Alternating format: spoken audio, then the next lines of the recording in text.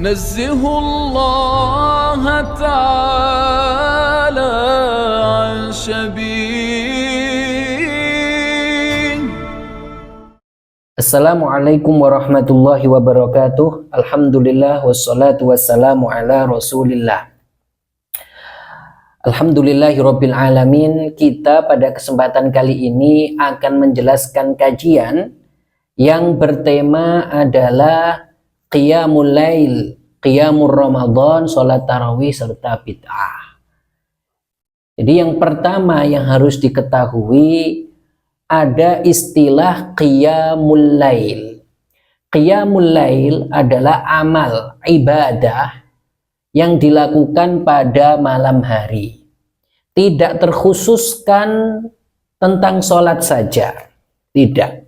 Akan tetapi hal-hal yang berkaitan dengan ketaatan yang dilakukan pada malam hari, maka itu disebut dengan Qiyamul Lail. Seperti sholat malam, seperti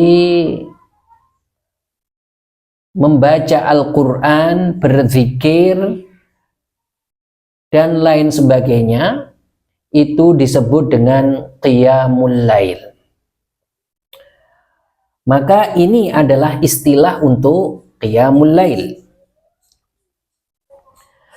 Sedangkan Qiyamul Ramadan itu adalah sholat yang dilaksanakan di malam bulan Ramadan. Huwal qiyamu bi sholati tatawwu'i fi layali Ramadan. Itu adalah seseorang melaksanakan sholat sunnah di malam bulan Ramadan. Itu disebut dengan Qiyam Ramadan. Qiyamul Ramadan ini susunannya, secara susunan itu adalah mudhaf, susunan idhofah.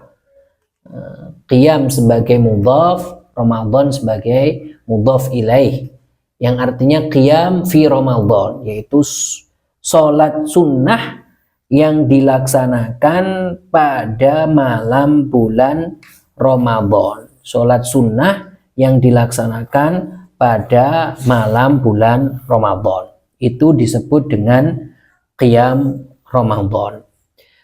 Dan hukum Qiyam Ramadan itu adalah sunnah muakkadah. Al-Imam An-Nawawi menukil ijma' tentang kesunahan Qiyam Ramadan.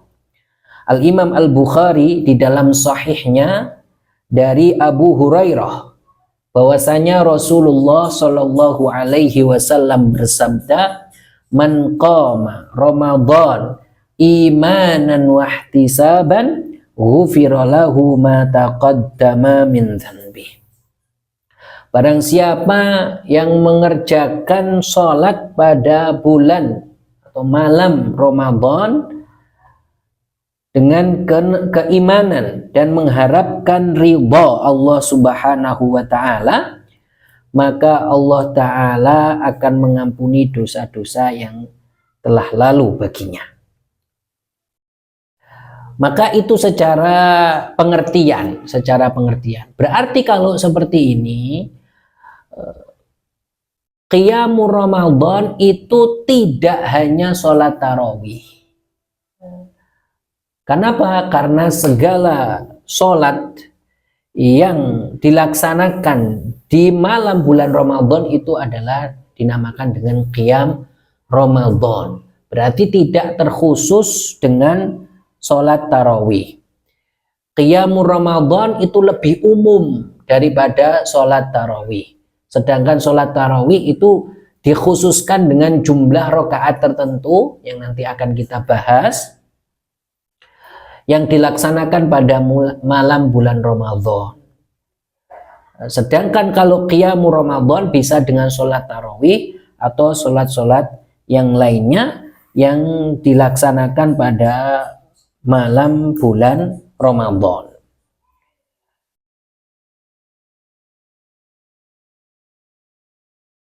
Al-Karmani, Syamsuddin Al-Karmani mengatakan at-tarawihu muhassilatun li fadilati qiyami Ramadan walakin la tanhasirul fadilatu fiha wa la yukhassul muradu biha bal fi ayyi waqtin minal lail shalla tatawwu'an hasala hadzal fadl. Jadi qiyamul Ramadan, seseorang mengerjakan sholat sunnah di malam bulan Ramadan, maka itu disebut dengan qiyam Ramadan, tidak terkhusus kepada sholat tarawih.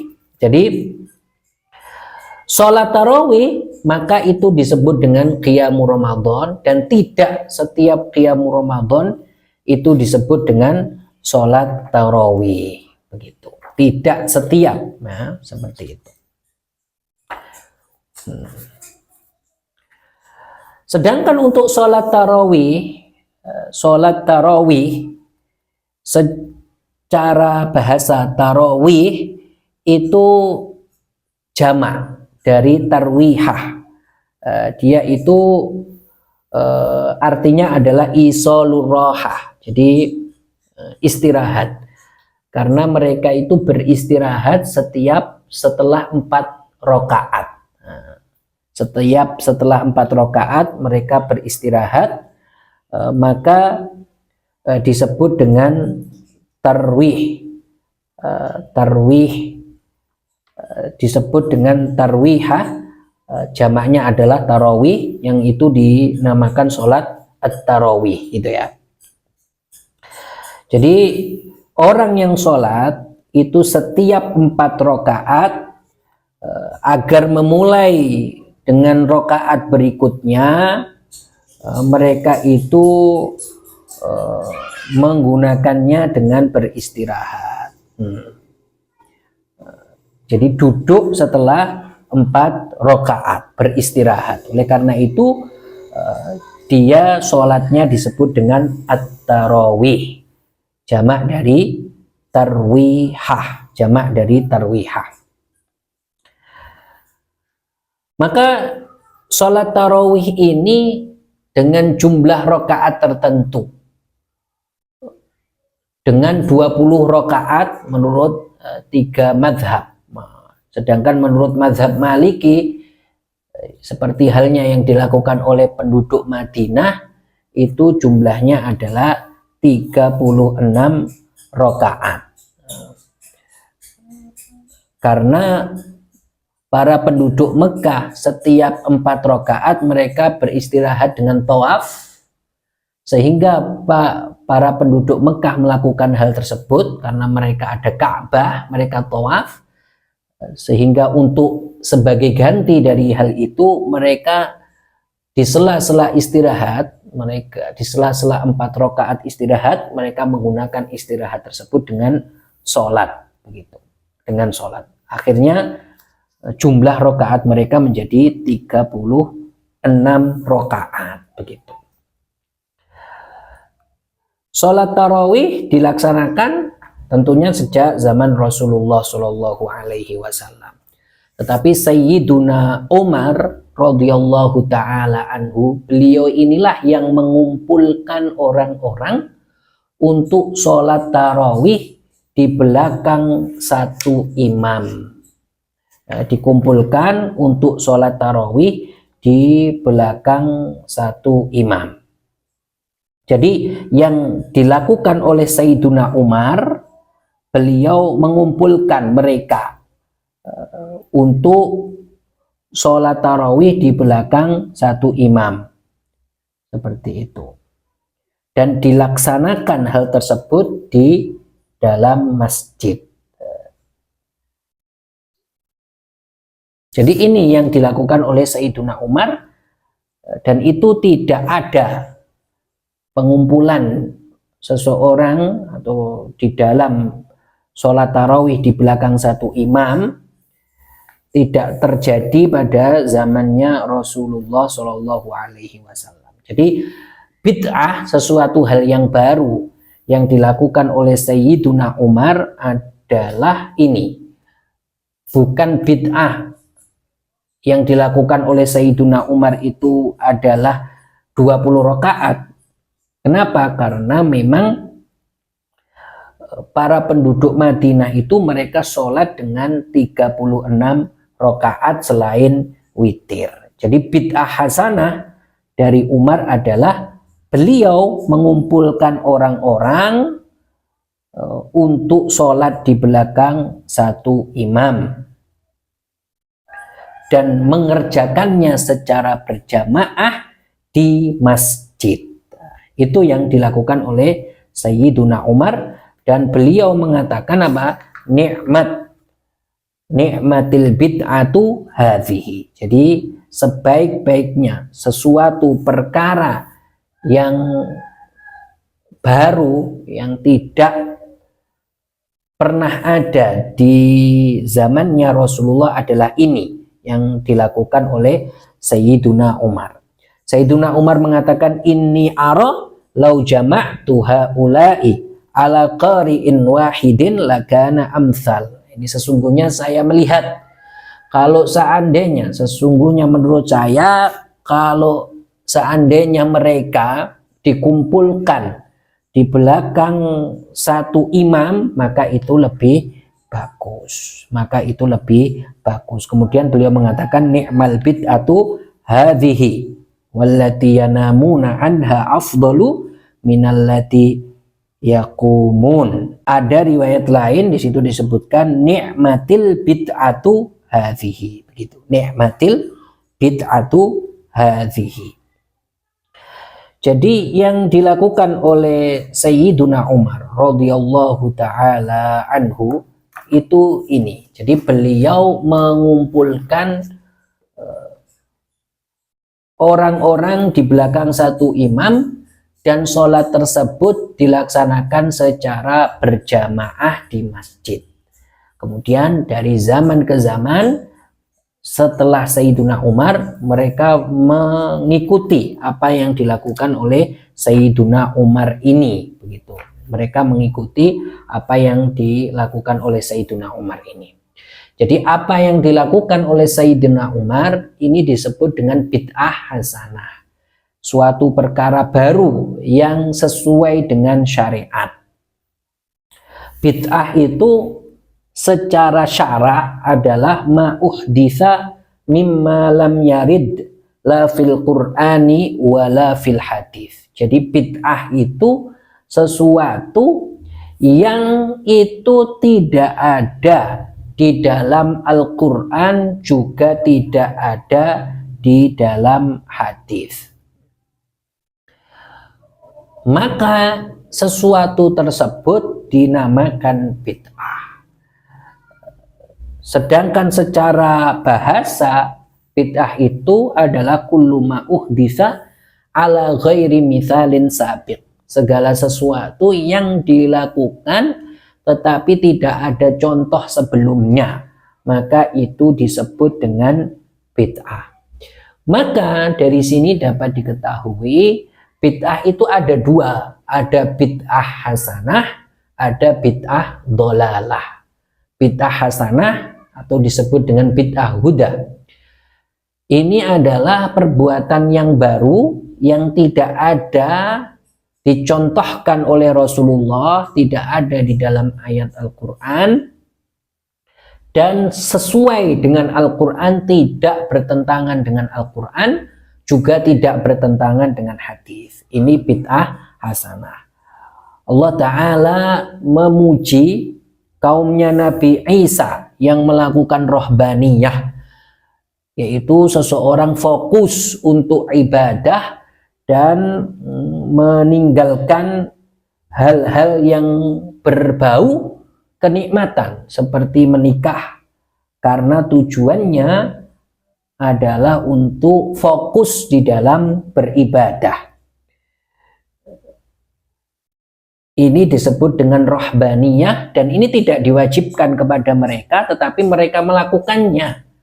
Sesuatu hal yang baru berarti, dan mereka melakukannya, dan oleh Rasulullah dan oleh Allah Ta'ala di dalam ayat Al-Quran hal ini dipuji di dalam firman-Nya, wa rahbaniyatani btada'uha ma katabnaha alaihim illa btigha'a ridwanillah. Jadi mereka kaumnya Nabi Isa melakukan rahbaniyah, dan itu tidak diwajibkan atas mereka.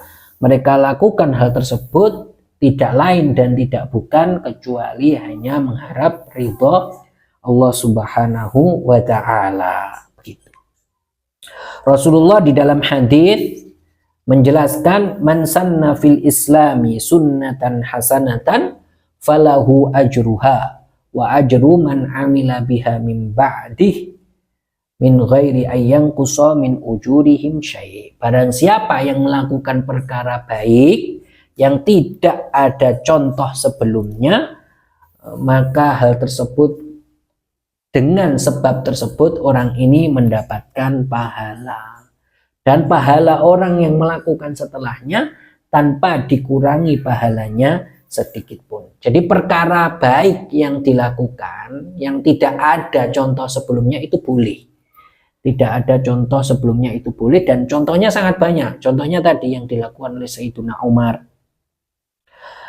Contohnya membangun mihrab. Mihrab dulu nggak ada.